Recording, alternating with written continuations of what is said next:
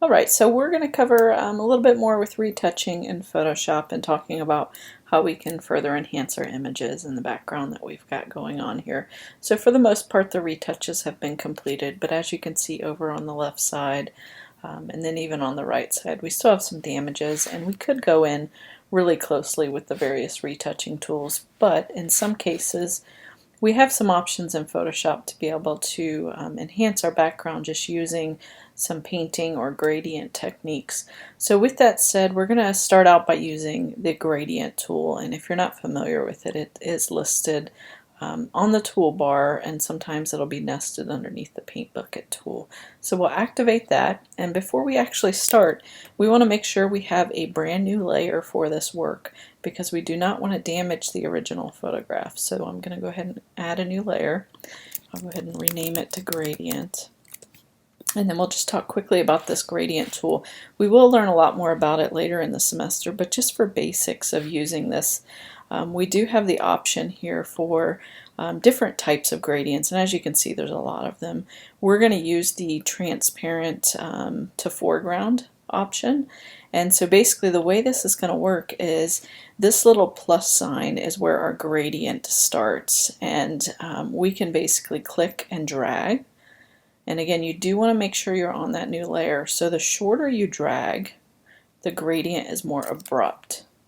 And the longer you drag this line, it's going to make more of a soft gradient. Now I'm not too worried about if I go over top of the image, because I can do something called masking, which we'll go over in just a second. So as you can see, like, this is actually helping fix a lot of those problems that we had in that background, and I don't need to waste hours retouching because I have a nice solid background color. Now you're going to want to go in with a lot of detail perhaps around the head and maybe retouch that a little bit more closely. But once you have all of your retouching work done that's very close to these figures, you would basically use this gradient on a new layer to help you create that background. Now I obviously already had a color chosen, but if you did not know, you can actually test a color in your photograph. So if you hold down Option and test one of these colors, it is going to bring up your eyedropper, okay? And you are going to be able to then have that as your foreground color right there, okay? So that was already chosen before I created that gradient. If you did not have it already activated, you do want to pick a color that's pretty similar to something inside of your photo. Otherwise it might not work out too well. So with that said, the next step obviously is, like, this kind of looks bad covering up the photo, and obviously that's not what I intend to do. So we do need to go over a concept called masking. And so basically the way this works is down here on the layers panel at the very bottom here, this rectangle that has a circle inside of it, we can click on that and create what's called a mask. Now what happens initially doesn't really seem like much other than adding this to our layer, but this little white box basically acts as though a way that we can reveal the layer beneath it. So what we can do is get any of our painting tools. So you could use a gradient or you could use a paintbrush. And what you're going to do is you're going to paint with either black or with white. Now if you paint with black, it is going to reveal the layer beneath.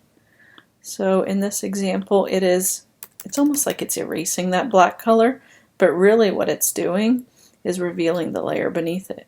So if you take a look right here, we've got this black showing up on our mask. That basically means that we are, revealing this layer beneath right here. Okay. And if you make a mistake, it's as easy as clicking Option or X,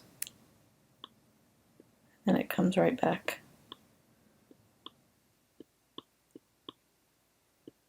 Okay, so X again will bring it right back. And then you can just have fun painting. Now keep in mind all of your painting tool options are going to be available to you. So you have things like opacity, you have things like the flow of the brush, you also have the different brush options here, like the size and the hardness of that brush. So as we go in and paint, you would really want to zoom in and get real close to these figures and maybe even change your brush size. So keep in mind we've got that shortcut for brushes that's just our bracket keys, or you can change the size right here if you can't remember that shortcut. And then you would just basically go in with a lot of care all the way up to the edge. And again, this is just a new layer, so at any point we can hide or show. Sometimes I'll go in and actually hide and show so that I can see over larger areas of the photo anything that maybe made it further inside, because sometimes you can't see it initially. So just going in and hiding and showing and revealing, and then before you know it, you'll be a lot closer to a finished photo. And you would obviously take a lot more care all the way around both of these figures, and then the background looks a lot better than what we had there. And it looks more damage free. So it is very tedious and it does take a lot of time, so you do want to be patient and go in with a lot of care.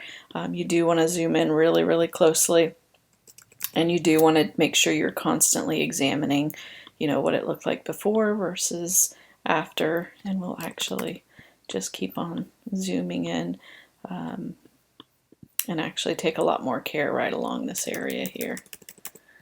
And this is where it could become very time consuming. You may actually want to zoom in even closer, and you may actually want to come in with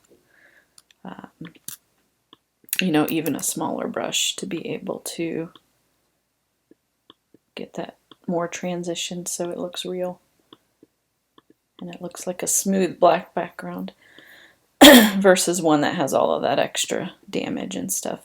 So with that, this is something that is applicable to most images that have, a solid color, or maybe close to a solid color, just a gradient overlaid on a new layer, and then using a mask to be able to make sure your image displays all the way through. And then of course you would continue to take a lot more care and detail and zoom in and get real close to the edge of the images. That's the one thing that I would definitely spend a lot more time doing, but that it does give you the overall concept of creating a gradient to create a background, as well as using masks to be able to clean that up and make it look more professional.